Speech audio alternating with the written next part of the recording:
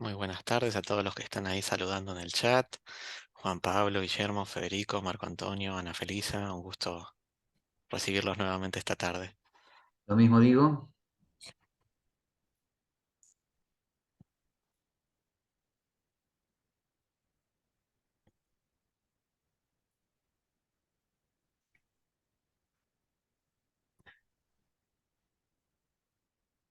Este, Muy bien, ya estamos grabando entonces. Sí. Tengo el honor de presentarles a Matías Iribiski, doctor en Ciencias Sociales por la Universidad de Buenos Aires, profesor de Lógica, Filosofía de las Ciencias y Filosofía Política acá en la Universidad del SEMA, Director Manager del Centro Friedman Hayek, una gran persona, un gran colega para trabajar con él y especialista en una de las autoras más citadas, pero menos estudiadas, eh, creo, en la tradición liberal clásica, que es Hannah Arendt, eh, que es una famosa defensora de la libertad política en todo sentido, como bien lo ameritan sus libros El origen del totalitarismo. Es la autora de eso tan conocido, pero también poco entendido, que es el tema de la banalidad del mal, que no es nada banal. Así que, y que Matías va a tener el gusto de explicarnos. Les digo de vuelta, es en serio, es una de las autoras más profundas de la tradición liberal clásica en el siglo XX. Bien, así que sin decir más, Matías, podés lucirte con lo tuyo. Muchísimas gracias, Gabriel, por esta generosa presentación. Un gusto encontrarlos a todos ustedes nuevamente para ya esta sexta clase, si mal no recuerdo, del Está. curso online, Lo esencial del liberalismo, aquí ahora desde este rol de expositor. Y de este rol particular, como decía Gabriel, de hablar de esta autora que es muy especial para mí, porque mi tesis de doctorado fue justamente la comparación entre los dos conceptos del mal que hace Hannah Arendt en varias de sus obras. Mi presentación de hoy no es tanto sobre eso, porque si no tendríamos que hablar ya por ahí dos, tres, pero bueno, es siempre lo que proponemos acá junto a Gabriel y todo el equipo docente del curso es iniciar conversaciones que después podemos seguir por mail en otros encuentros y que vamos a invitar también a seguir con la bibliografía que les recomendemos por mail el día de mañana. Así que bueno, en particular, la clase de hoy es entender un poco la influencia de Hannah Arendt en el liberalismo. ¿Qué cosas de Hannah Arendt se pueden tomar para la tradición liberal? Es una autora que rehúsa a clasificarse a sí misma, pero que creo que tiene muchísimo para aportar y es una autora muy particular porque además de de su obra escrita, su biografía es uno de los motivos más importantes que justamente la llevan al lado, si se quiere, liberal de de la ecuación. Así que voy a hacer una presentación por ahí un poco más larga de las que tuvimos previamente y después, obviamente, siempre la parte más rica es el diálogo con ustedes en el Q&A. Así que bueno, vamos a ir arrancando un poco. Cualquier cosa pueden ir hablando ahí en el Q&A y Gabriel me va avisando, ¿sí? Bien. Bueno, Hannah Arendt entonces, hoy básicamente su relación con la tradición occidental, esto aclarémoslo porque obviamente hay unas grandes tradiciones en todos lados de pensamiento político liberal. Yo les decía de la biografía, realmente es muy importante y es una pensadora política muy importante. De hecho, tiene una calle, tiene varias calles. Esta es su calle en Berlín. Ahí tienen arriba la Hannah Arendt Straße y arriba dice Hannah Arendt filósofa. En realidad ella se clasifica a sí misma, se califica como pensadora política. Bueno, nace en 1906, muere en 1975 y esto está, seguro muchos de ustedes que tuvieron la oportunidad de ir a Berlín, al lado del monumento en memoria de, obviamente, el Holocausto, ¿no? La Shoah. Así que le han dado ese honor de estar en Berlín, una de las calles que es lindera con ese monumento muy particular de Berlín, hecho, si mal no recuerdo, me parece por el arquitecto Daniel Libeskind. Esto es otra ciudad de Alemania, pueden ver ahí un mural con ella ahí al fondo, una de sus poses típicas, sus fotografías típicas pensando y era, lamentablemente para ella, fumadora empedernida, porque eso va a hacer que, bueno, no pase los 70 años de edad, pero bueno. Esto es en el noreste de Italia, el Tirol, lo que es Bolzano. Es un mural hecho en la época del fascismo de Mussolini. Sobre el mural le han puesto en el dialecto de la zona, en italiano y en alemán, nadie tiene el derecho de obedecer, que es una de las frases por ahí más significativas de Arendt.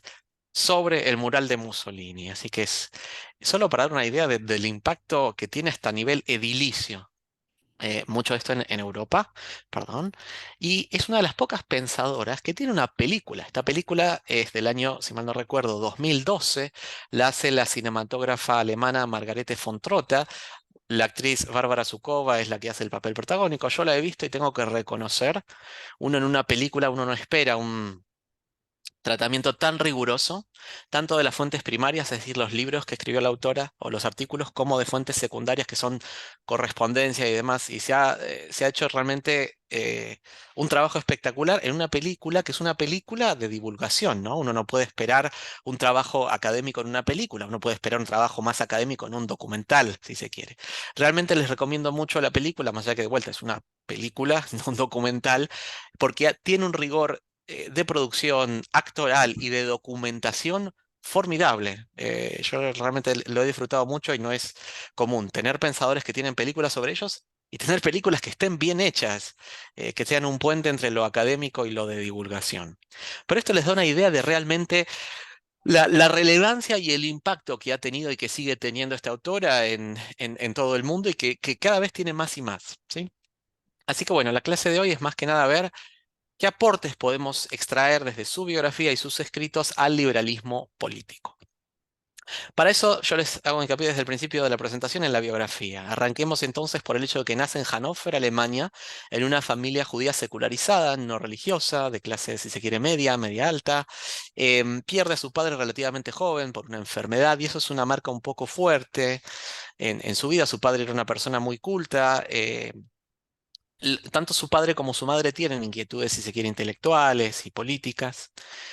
Va a ser expulsada del secundario. Esto no me ha entrado en la presentación, pero me parece un dato interesante porque es un espíritu muy independiente, muy inquisitivo y tiene unas maneras de expresarse muy directas que pueden generar o maravilla o controversia. De hecho, eso es lo que me motiva a mí a investigarla en mi tesis doctoral porque me fascina la manera de escribir que tiene, la manera de pensar, obviamente, que tiene.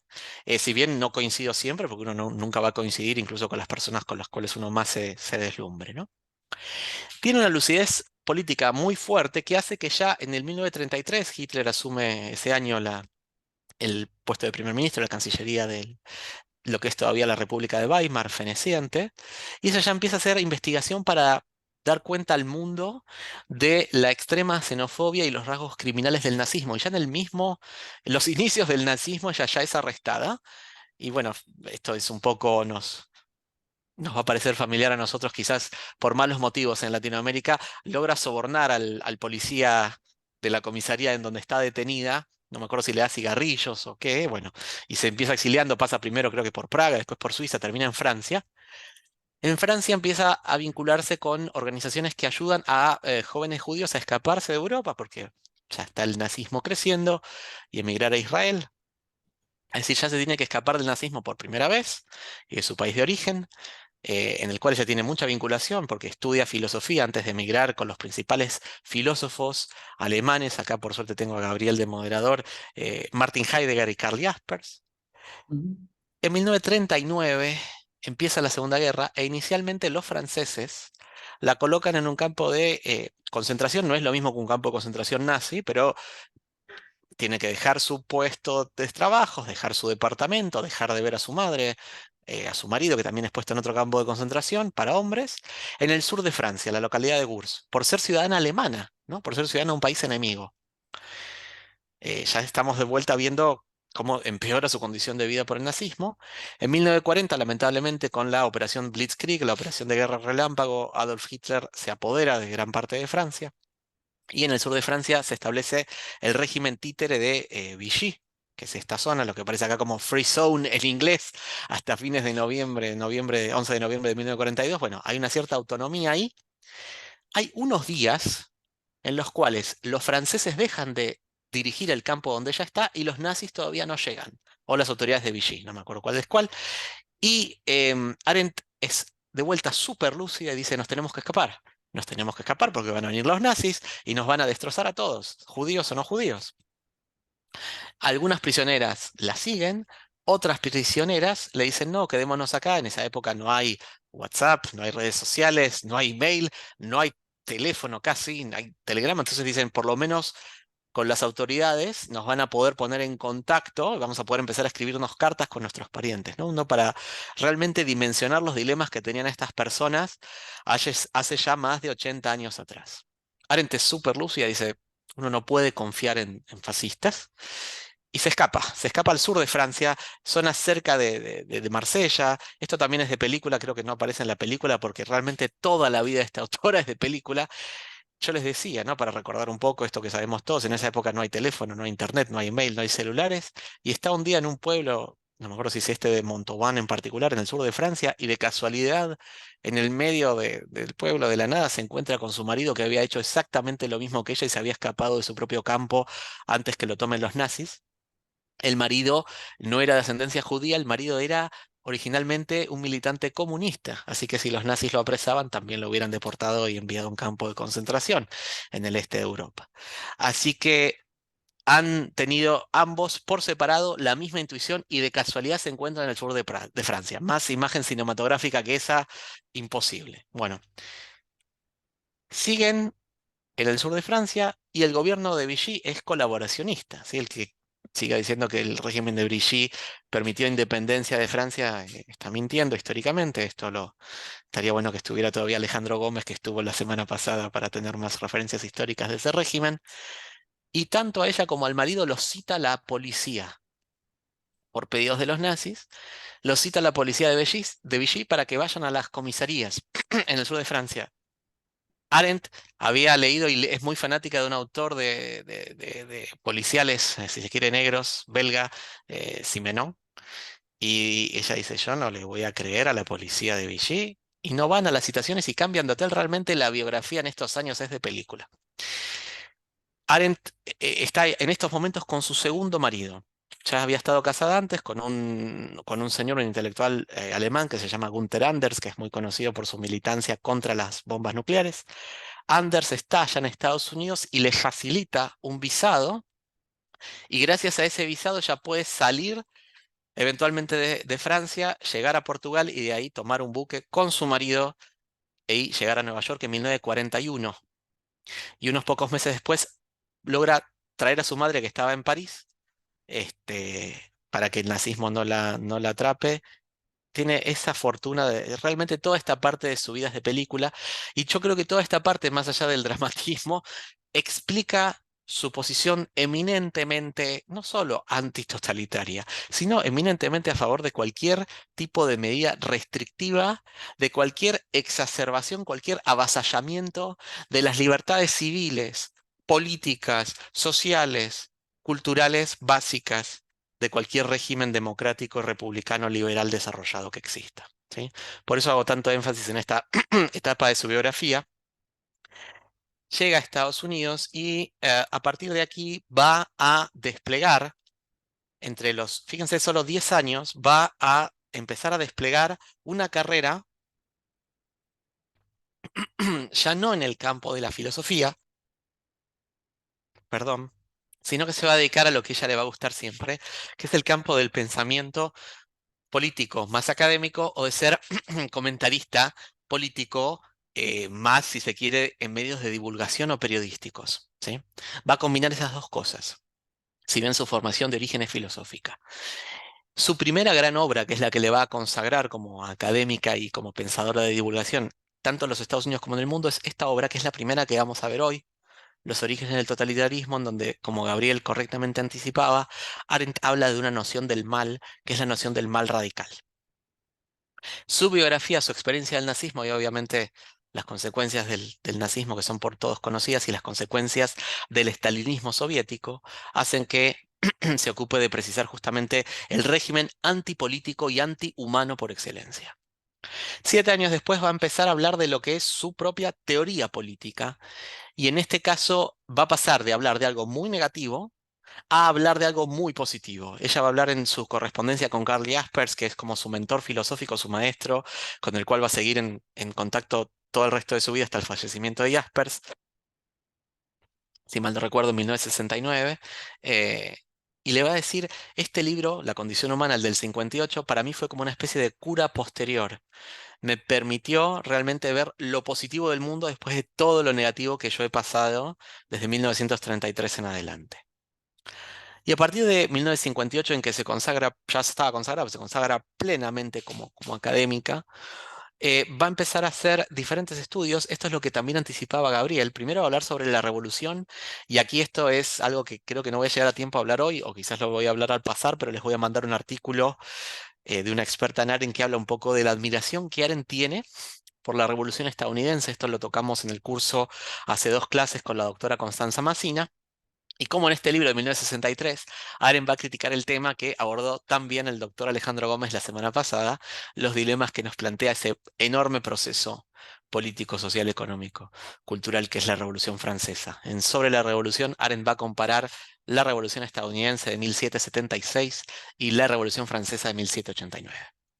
En el mismo año, 1963, Arendt va a publicar un libro fascinante, súper controversial, que se llama Eichmann en Jerusalén, eh, que creo que va a exceder mucho lo que podemos trabajar hoy, no creo que lleguemos a hablar de esto, en el cual va a hablar de esta tesis que también realmente suena controvertida, realmente súper profunda, es completamente antitotalitaria, pero refina su análisis del mal y tiene unos dilemas éticos y morales increíbles, que nos podemos claramente abordar en otro encuentro junto con Gabriel, que es un partner in crime ideal para hablar de estos temas.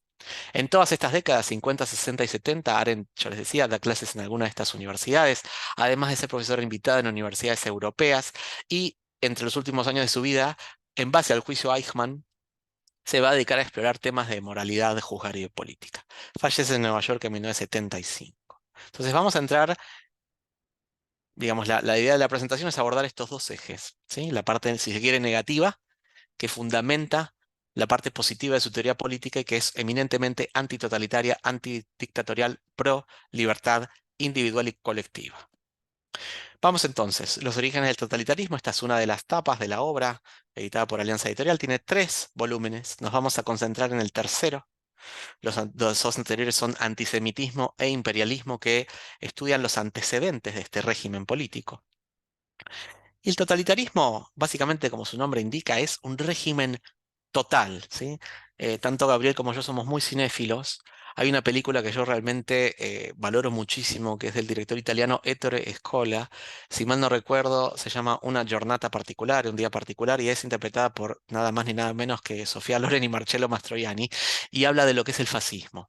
Em, y muestra muy bien cómo en un régimen totalitario, acá hay un debate técnico entre la gente que habla del totalitarismo, si el régimen de Mussolini fue totalitario o no, pero de lo que es la invasión no solo de nuestras vidas profesionales o públicas a nivel político, cercenar nuestro derecho de asociación, de crear partidos políticos, nuestro derecho de libre opinión, nuestro derecho de libre creencia, sino nuestro derecho a la vida privada, ¿no? O sea, como que realmente nuestros propios hijos, vecinos, amigos, padres nos pueden denunciar. Ese clima de paranoia total, ese clima que obviamente George Orwell brillantemente describe en su obra 1984, también es algo que se ve en esa película y que Arendt va a describir en este tercer volumen, ¿no? En este régimen totalitario.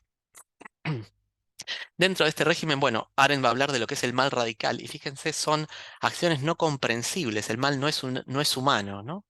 Eh, Kant, yo creo que acá está acertado, esto lo podemos hablar después con Gabriel y con los asistentes. Kant cree que las personas somos eminentemente responsables de nuestros actos, y Jaspers también se lo va a decir en la carta que se intercambian en 1946. Le va a decir, creo que no hay que darle al mal una grandeza satánica. El impacto del nazismo, sobre todo, y del comunismo soviético en Arendt es tan fuerte que no puede evitar ver al mal, como parece acá, ¿no? Uno no puede evitar pensar en Auschwitz, no puede evitar pensar en el Gulag como algo que excede nuestra capacidad de pensamiento. Si no podemos realmente concebir Auschwitz, tenemos esa frase conocida, ¿no? De el intelectual marxista alemán filósofo Theodor Adorno, que dice, no se puede hacer poesía después de Auschwitz. Bueno, Arendt está medio que diciendo lo mismo en este libro, ¿sí? Es imposible comprender a Hitler, a Auschwitz, a Stalin. Y lo dice de estas maneras, ¿no? Hay crímenes, estas son traducciones propias que yo hago del texto en inglés. Hay crímenes que las personas no pueden ni castigar ni perdonar. ¿Cómo castigamos? al nazismo. Incluso ejecutando a Eichmann, que es lo que va a pasar a principios de la década del 60, no es un castigo que sea conmensurable al hecho de asesinar a millones de personas de una manera tan elaborada y tan cruel como lo hacen el nazismo o el comunismo, ¿no? Entonces, nos dice Arendt, hay crímenes que las personas no pueden ni castigar ni perdonar. Cuando lo imposible fue hecho posible, se convirtió en el mal absoluto, imposible de castigar y perdonar, que no pudo ser comprendido o explicado por los motivos malignos del egoísmo, la codicia, ¿no? La maldad, etcétera. Por eso el enojo no puede vengar, el amor no puede soportar, la amistad no puede perdonar. ¿Sí? Y lo que dice acá abajo, así, el nuevo tipo de criminales es completamente inasimilable, incluso desde la perspectiva de la solidaridad en la pecaminosidad humana, ¿no? El hecho de que uno en un sistema judicial trata de eh, corregir, facilitar que los criminales se reinserten, se regeneren, se reformen, ¿no? Etcétera. ¿Qué es lo que necesitamos para que emerja el mal radical? Un sistema del cual todos somos, no tenemos importancia, ¿no? Acá tenemos la entrada a Auschwitz. Les recomiendo mucho si tienen la oportunidad de viajar a Auschwitz. Es muy fuerte, pero a nivel de aprendizaje de lo que ha sido el campo más grande, ¿no? De exterminio, concentración, trabajo y exterminio del nazismo es increíble. Así como cualquier museo del Holocausto o la casa de Ana Frank, si tienen alguna casa de Ana Frank que tenemos, por ejemplo, aquí en la ciudad de Buenos Aires, lo súper recomiendo. Y aquí empieza el tema más de la postura filosófico barra teoría política arendtiana. Ya lo dice en este texto de 1951. Para confirmar mi identidad dependo de otras personas. En una dictadura, ni hablar en la dictadura más exacerbada, el totalitarismo, nos aíslan, nos impiden generar partidos políticos, como habló muy bien Constanza Massina hace 2 semanas, nos impiden decir nuestra libre opinión, nos persiguen, persiguen a los medios independientes, ¿sí? Esto es lo principal que hace que Arendt entre de lleno y sea una de las principales también fuentes inspiradoras del liberalismo en política, ¿no? El totalitarismo y cualquier dictadura trata de que todos seamos superfluos, ¿sí? Y fíjense, lo que prepara el totalitarismo es que a nivel social, mucha gente se siente aislada y siente movimientos totalitarios, y aquí me animo a agregar algo que Arendt no dice, pero que es muy pertinente para hoy 2023, los populismos, le dan a las personas un sentimiento de pertenencia, ¿no? Con esto, y esto podemos también generar debates de horas con Gabriel, esta secularización y la caída, ¿no? De los viejos ídolos, esto que ya planteaba Nietzsche en su momento, las ideologías son como las nuevas religiones y realmente los demagogos explotan mucho estas crisis hasta existenciales que todos tenemos en parte con justa razón, ¿no? Entonces, fíjense, el totalitarismo busca acentuar esto al máximo, crear un sistema en el cual las personas seamos superfluas, ¿sí? Seamos igualmente superfluos todos, salvo los líderes. Obviamente que todos lo saben y todos lo pueden, ¿no? Todos sabemos las barbaridades que se dicen en Corea del Norte, ¿no? Dicen que básicamente el líder Kim Jong-un puede controlar factores meteorológicos, que no tiene ninguna necesidad fisiológica que satisfacer y demás barbaridades semejantes, ¿sí? ¿Cuál es la diferencia entre la sociedad espontánea que podemos sentir nosotros y el totalitarismo o la dictadura? Las dictaduras fomentan el aislamiento, ¿no? La soledad organizada, la impotencia desorganizada, y esto amenaza, como dice acá, desolar el mundo tal como lo conocemos antes de que un nuevo comienzo se afirme. Aquí empiezan también a haber resonancias teológicas de Arendt y no es casual. Arendt hace su tesis de doctorado sobre el concepto de amor en San Agustín. Y vamos a ver que tiene muchísimo que ver San Agustín con esto del nuevo comienzo. Antes de llegar a San Agustín, el mal radical en todo su esplendor. Su verdadero horror es que reina sobre una población completamente sometida. Por eso el régimen totalitario, ¿sí? Es casi imposible hacer rebelión contra Hitler o Stalin.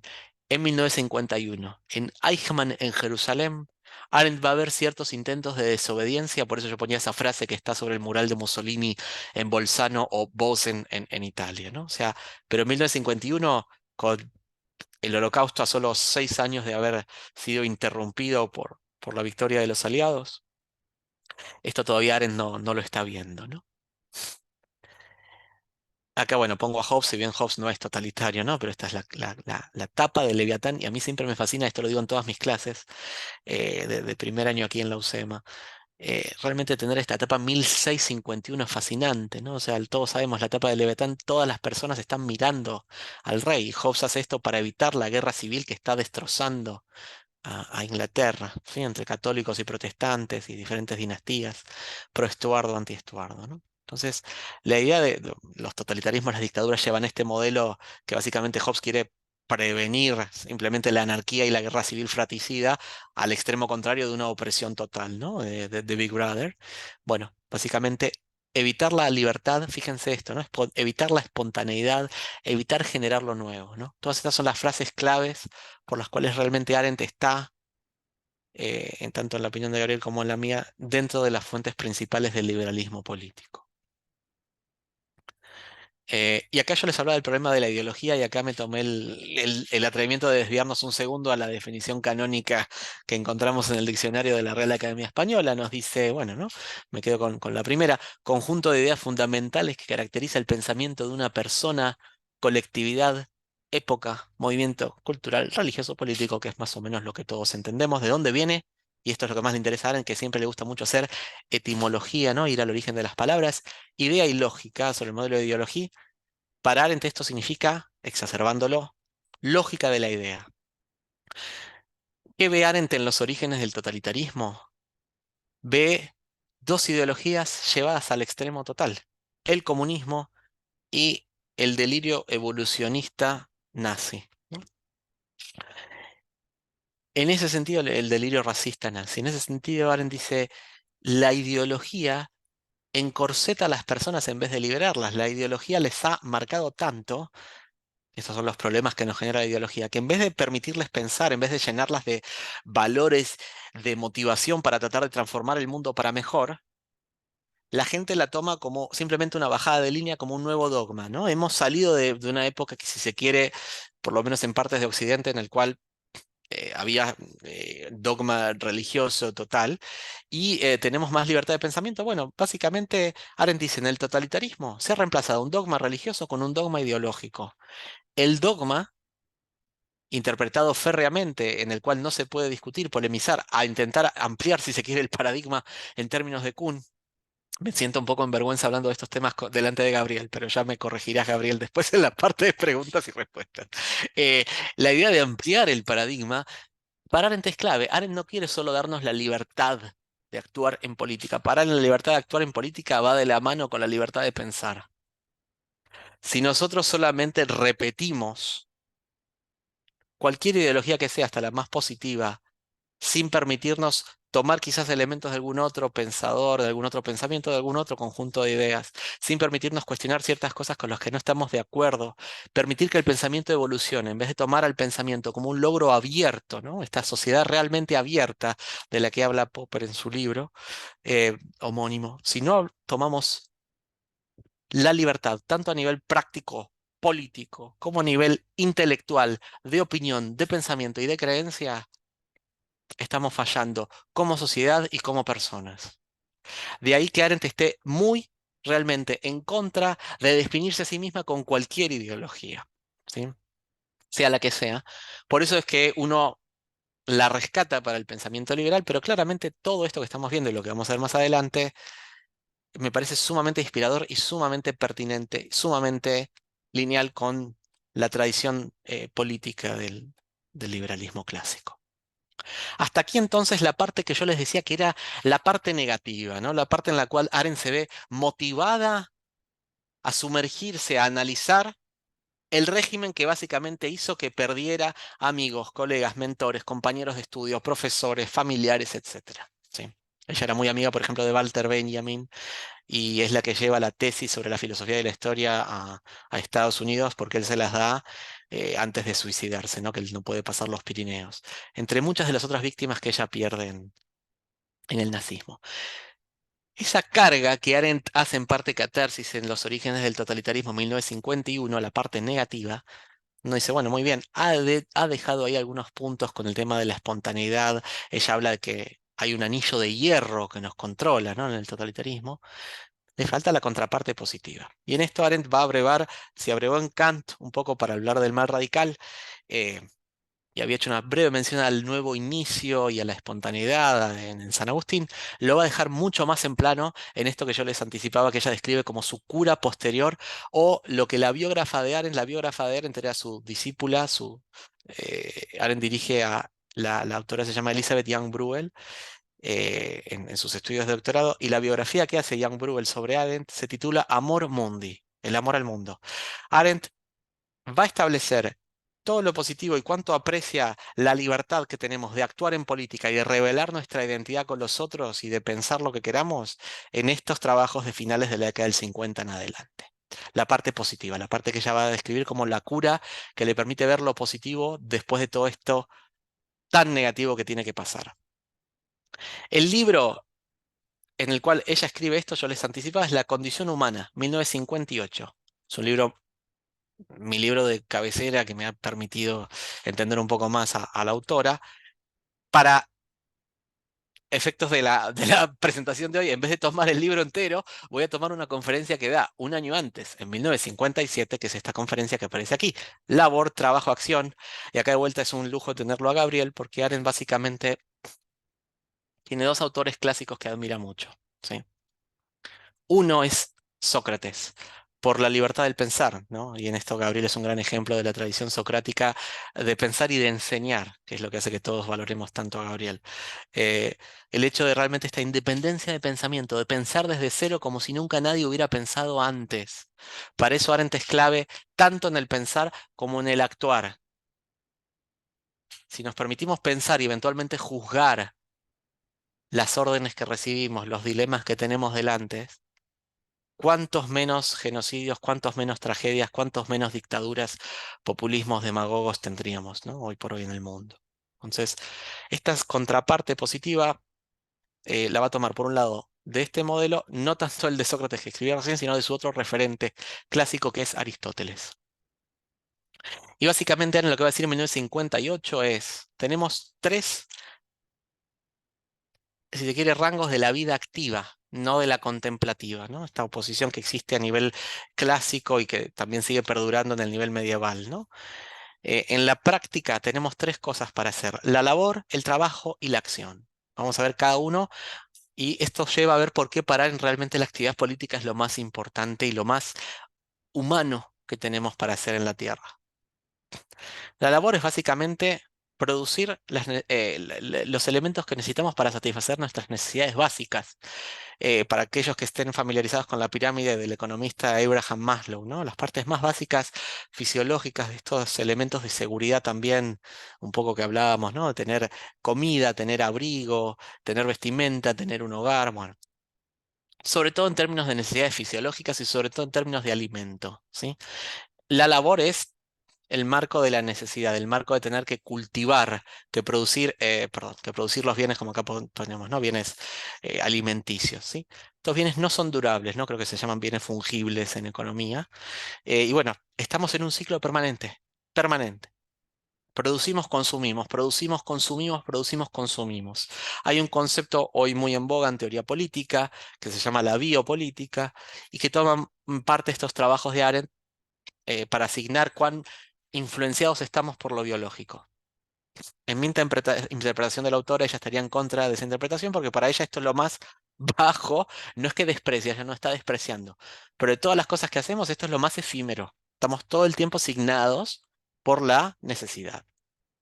El segundo escalón de lo activo de las personas es el trabajo. ¿Sí? El trabajo de nuestras manos diferente a la labor de nuestros cuerpos. Esto, si lo quieren ver en la condición humana, está mucho más elaborado. ¿Sí? Con el trabajo producimos ya objetos de uso y nos dan durabilidad, estabilidad, solidez. El mundo de objetos nos da un campo de acción mucho más grande y lo necesitamos muchísimo. A la labor también, pero con el trabajo hacemos bienes durables.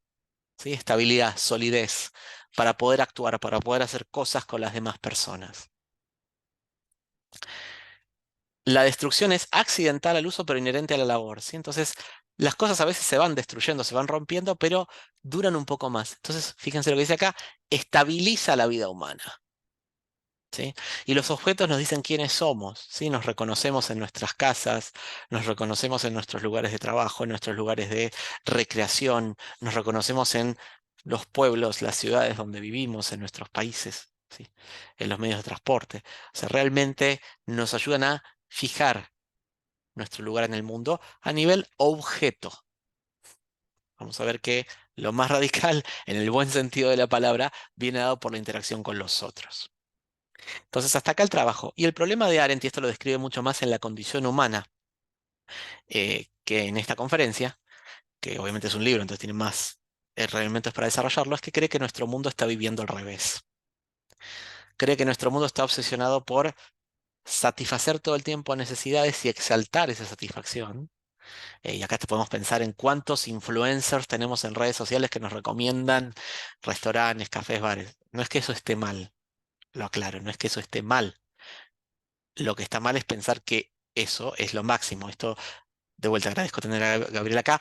Arendt disfruta de los placeres sin ser una hedonista, ¿sí? Vivir 100% para los placeres es lo que está mal. Vivimos en una sociedad que en parte glorifica dedicarse a los placeres más esenciales o los placeres un poco más elaborados del consumo de bienes más durables, producidos por el trabajo, ¿no? También cree que vivimos en una época que está dedicada demasiado al trabajo o a la labor y no al tercer punto que es el de la acción, que es en donde somos plenamente humanos, ¿sí? Entonces, acá cree que la pirámide está invertida, ¿sí? Que las personas le damos más hincapié, más importancia a la labor y al trabajo y pensamos que la acción no nos sirve. Y esto lo hemos debatido ya en un gran debate que hemos tenido interno con todos los fellows del Centro Friedman Hayek a principios de este mes, y lo ha precisado muy bien uno de los fellows con uno de los grandes precursores también del liberalismo moderno, que es Benjamin Constant, y este gran opúsculo que él tiene en el cual contrasta la libertad de los antiguos con la libertad de los modernos. ¿Sí? Constant ya lo está viendo a principios del siglo XIX. ¿Sí? Y Arendt un poco está recuperando esto que ya Constant decía con la libertad de los antiguos de participar en la polis clásica, esa libertad por la cual Sócrates deja su vida antes que violar las leyes de Atenas, o de aceptar el destierro, que es aceptar el oprobio, que es sentir que él violó, que hizo algo malo, cuando la acusación que pesa sobre Sócrates no es corromper a la juventud, es algo tremendo, ¿sí? Cuando Sócrates al revés cree fomentar el pensamiento crítico de la juventud, ¿no? Entonces, esa libertad de los antiguos es lo que Arendt quiere recuperar con este ejemplo socrático y aristotélico. Y eso es lo que va a hablar a partir del tercer apartado sobre la actividad, que es la acción propiamente política. Fíjense, la vida en su discurso no biológico, acá está hablando de vida en sentido fuerte de la palabra en términos filosóficos, en términos de existencia, ¿sí? La vida se manifiesta en la acción y el discurso, la palabra es parte de la acción, ¿no? O sea, si bien no se mete en lingüística, pero hacer no implica solamente hacer cosas prácticas, sino uno hace cosas con palabras, como el título del libro de Austin, ¿no? Con la palabra y la acción nos insertamos en el mundo humano. Fíjense esto, de vuelta mucho resonancia de Agustín. Tal inserción es un segundo nacimiento. Confirmamos y asumimos el hecho desnudo de nuestra apariencia física original. Acá va a tomar de vuelta la etimología de la palabra actuar, la toma de la palabra argein, dice poner algo en movimiento, dar lugar a algo, iniciativa, comenzar. Sí, o sea, pensemos de vuelta, ya no está en contra del trabajo, del emprendedorismo, de la libertad de creación. Lo que cree es que eso está muy bien dentro de su esfera, ¿sí? Del trabajo. Cree que podemos hacer lo mismo, el mismo espíritu emprendedor en la parte política, ¿sí? En participar con los otros, y esto ya lo anticipo, no hace falta para participar con los otros dedicarnos a la política. Podemos participar con los otros desde el consorcio de nuestro edificio, desde nuestra asociación vecinal, ¿sí? Teniendo influencia en medios de comunicación, teniendo nuestros blogs, nuestras redes sociales. Acá de vuelta entiendo que Arendt se entronca en la tradición liberal del pensamiento político moderno que vemos en ese texto magnífico que es de la democracia en América de Alexis de Tocqueville, ¿no? Que él dice, las asociaciones vecinales no son solo las que se dedican a la política, el juntarse con los otros a hacer cosas es la clave para tener una democracia viva, ¿sí? No hace falta que militemos en un partido político, ¿sí? Involucrarnos con la comunidad desde donde sea, desde el voluntariado, desde nuestro lugar, en la medida de nuestras posibilidades. Eso es lo que hace que la sociedad esté viva y que la política esté viva y sana, ¿sí? Entonces, esto es lo que para mí hace quedar en Centronque con los antecesores, o sea, de la política en la Grecia clásica, pero sobre todo con esta tradición de Constant, de Tocqueville, de John Stuart Mill. ¿Qué más precisiones sobre la acción nos va diciendo? Todas las actividades humanas están condicionadas por el hecho de la pluralidad humana. No es un hombre. Contrasten con el totalitarismo, el dominio de lo uno, sino los hombres en plural que habitan la tierra y que viven juntos. Solo en la acción y en el discurso estamos conectados específicamente con el hecho de que vivir implica vivir entre los hombres, vivir entre los que son mis iguales. ¿Sí? Nosotros nos insertamos en un mundo, de vuelta a términos griegos, isonomía, isogoría, ¿sí? O sea, igualdad ante la ley. ¿Sí? Fíjense cuán democrático es su discurso, cuán liberal es su discurso, ¿sí? Tenemos que tener una pluralidad, una diversidad de personas frente al dominio de lo uno dictatorial totalitario. No solo eso a nivel plural con los otros, sino que con la acción y con la palabra, ¿sí? Es la respuesta a la pregunta de quiénes somos, ¿sí? La acción es intensamente personal. La acción tiene un nombre, un quién ligado a ella carece de significado, por eso acá pongo algunas caricaturas de algunos presidentes estadounidenses, segunda mitad del siglo XX. Al actuar nos damos cuenta de quién somos o al hablar, y no solo eso, ya va a tomar el término griego de la palabra persona. Para ella, persona era la máscara que usaban los actores griegos cuando salían al escenario, a la escena. Y realmente la persona estaba de atrás, ¿no? El daimon que le daba vida a ese personaje, a esa persona. Y ella cree que realmente el actuar con los otros implica que nos conozcamos mejor a nosotros mismos, implica que también consolidar una identidad como actores políticos, digo sociales, aunque ella no usa la palabra sociales, pero para que lo entendamos mejor desde donde estamos hoy en 2023. ¿Sí? Entonces, por un lado, hacemos acciones con los otros, pensamos con los otros, dialogamos con los otros, pero por el otro lado también eso nos da una definición individual de quiénes somos. ¿Sí? La definición más humana y más elevada de quiénes somos, la definición de nosotros como actores políticos, sociales, culturales. ¿Sí? Actores que se dedican a hacer cosas en la medida de sus posibilidades y de donde estemos. ¿Sí? No hace falta ser legisladores, miembros del Poder Ejecutivo o del Poder Judicial. ¿Sí? Algunas frases de la condición humana. Una vida sin discurso y acción se halla literalmente muerta para el mundo. Ha dejado de ser una vida humana porque no está más vivenciada entre los hombres. Fíjense, de vuelta, isonomía, igualdad ante la ley. El espacio entre, una palabra en alemán que se llama el Zwischenwelt, el mundo entre los hombres. Ni por arriba ni por abajo. Igualdad ante la ley, ¿sí? Democracia, republicanismo, liberalismo. No tenemos dictadores, no tenemos líderes que todos lo saben. Y nos podemos equivocar, por eso necesitamos hablar y hacer cosas con lo que estamos haciendo cosas a nivel de igualdad, ¿no? La unión de muchos en uno es básicamente antipolítica. A nivel individual, corremos el riesgo de perder la identidad. ¿Sí?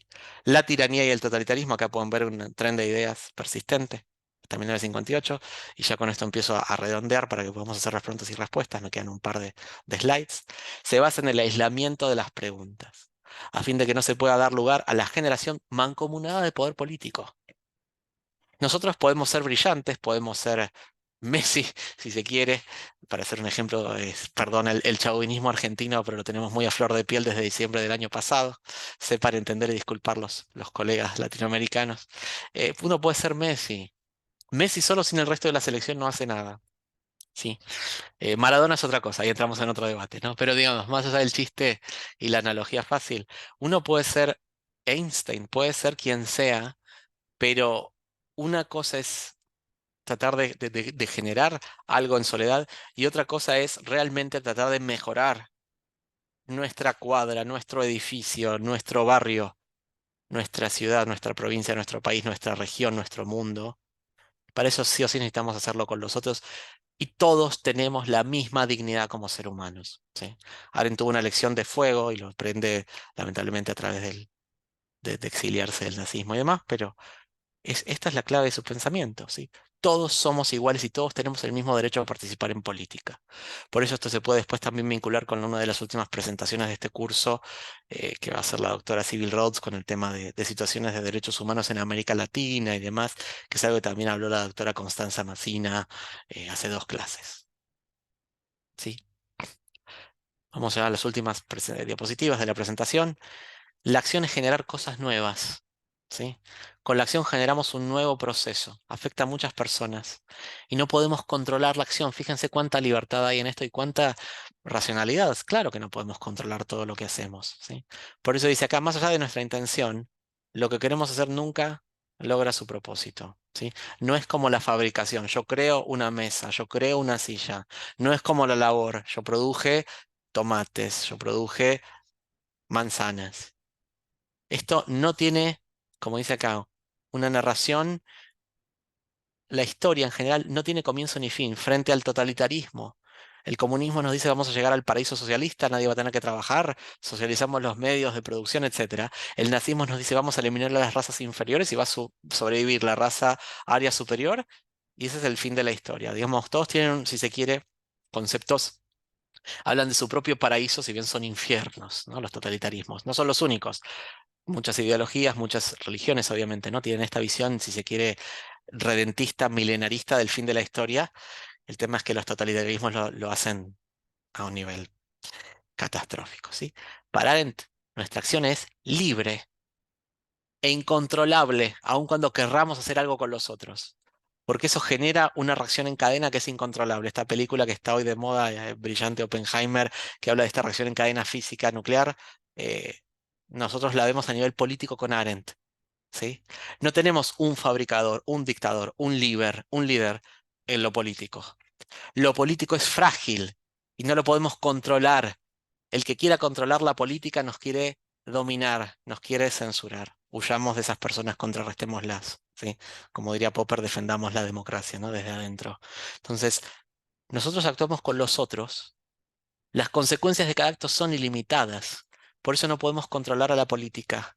Por eso dice, nunca podemos saber del todo qué hacemos. Y la historia se va componiendo, la gran historia, de estas historias individuales nuestras.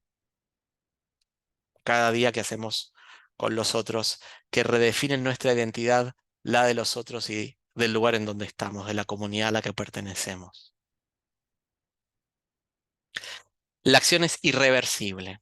Y acá es también parte de, si se quiere, analogía pseudo-religiosa de Arendt en la condición humana. ¿Cómo tratamos de predecir lo futuro? A través de la promesa, manteniendo la promesa. ¿Cómo tratamos de revertir en parte el pasado que no se puede revertir? Con el perdón, pidiendo perdón. Entonces, con el perdón tratamos de solucionar lo que pasó. Con la promesa tratamos de darle una cierta estabilidad a esto que no podemos controlar, que es la libertad que tenemos para hacer cosas, para pensar cosas. Y acá ya sí, esto para cerrar, ¿no? La acción, con todas sus incertezas, es como un recordatorio siempre de que nosotros, aunque vamos a morir, no nacimos para morir, nacimos para comenzar algo nuevo.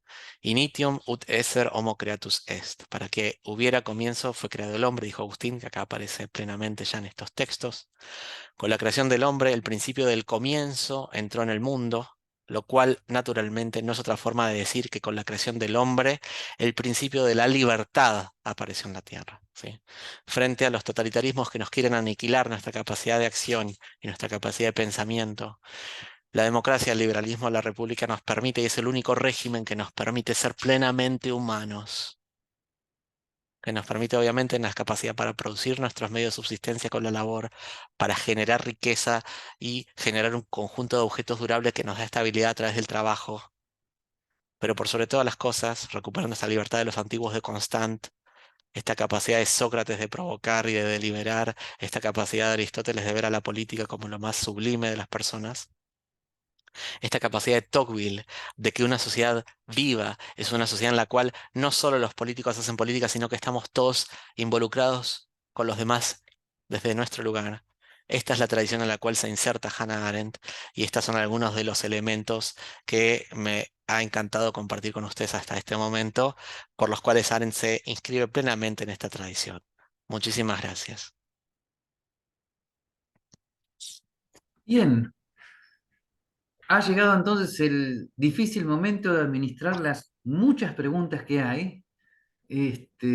Así que vamos a ver, vamos a tratar de hacerlo lo mejor que podamos. Muchas Eh, gracias. una primera pregunta ya la respondiste, Mati, ¿eh? ¿Cómo se relaciona la autora con Aristóteles?